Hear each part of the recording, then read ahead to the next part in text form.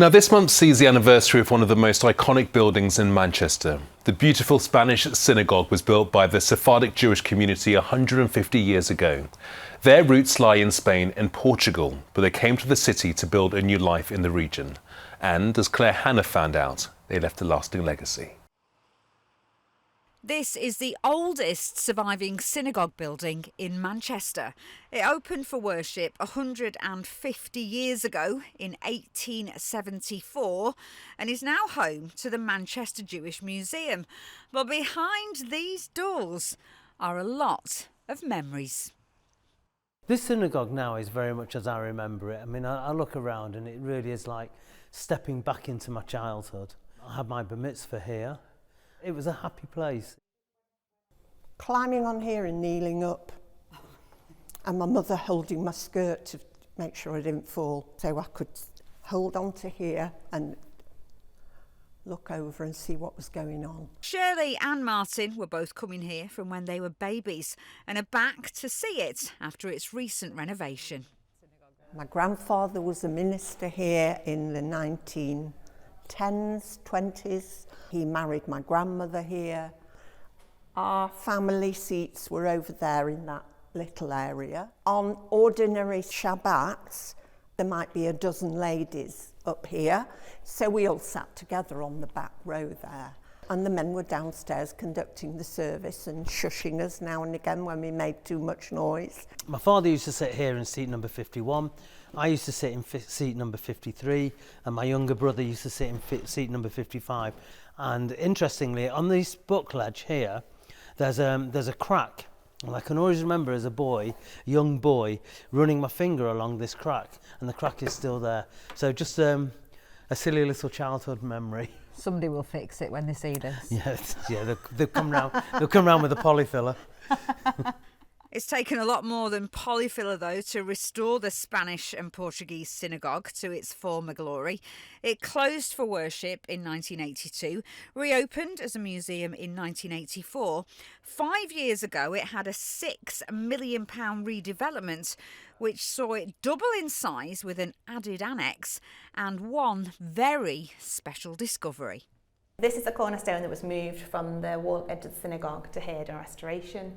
And this is what was found in the wall behind it. So you've got the glass jar, 6 newspapers inside, the document and the coins. It's an amazing find, isn't it? It's pretty incredible. You can actually see where we've broke the seal here to get the objects out to have a look at them. And I'm always fascinated that it's like a glass jar they chose to store the items in.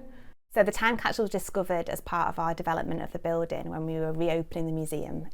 It was discovered in 2019 and it contained 6 newspapers, it contained some coins and really beautifully contained this document that talks about the day and says who was there at the ceremony for the laying of the cornerstone. So for you as a historian, what is it like when you find something like a time capsule? It was pretty incredible, actually. I was on maternity leave at the time, so I got a phone call from my boss saying, we found a time capsule.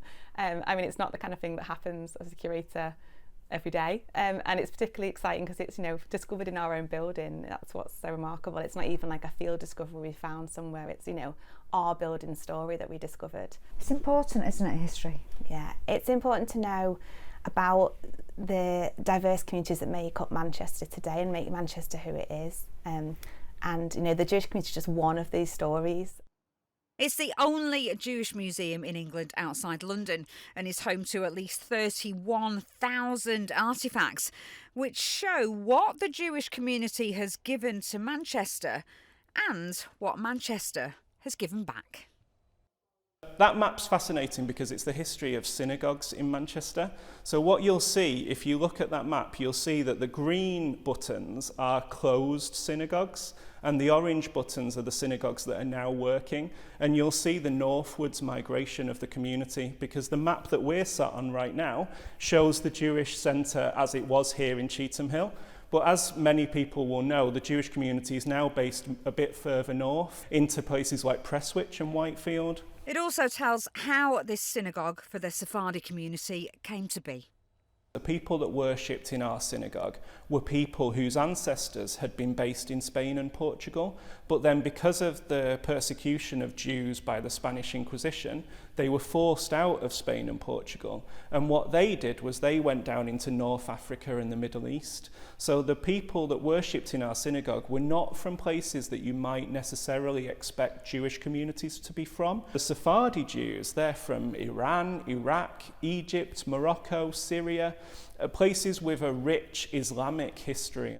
That will surprise a lot of people when we look at the situation we're in at the minute. Yeah, and I think, you know, the stories that we tell in our museum are really founded on that idea that there's so much that unites people of all backgrounds, but particularly Jewish and Islamic communities have so much in common and have such a shared history of living peacefully together for thousands of years. And so if we can help kind of bring that message to people and show that there's far more that unites our diverse communities here in Manchester than there is that divides us. I think if we can use our 150th anniversary to help give that message to people, then that can only be a positive thing. Along with special celebrations to mark that 150-year milestone, a new time capsule has been prepared. So with one foot in the past and one in the future, it's hoped the synagogue will last at least another 150 years. Claire Hannah, ITV News, Manchester.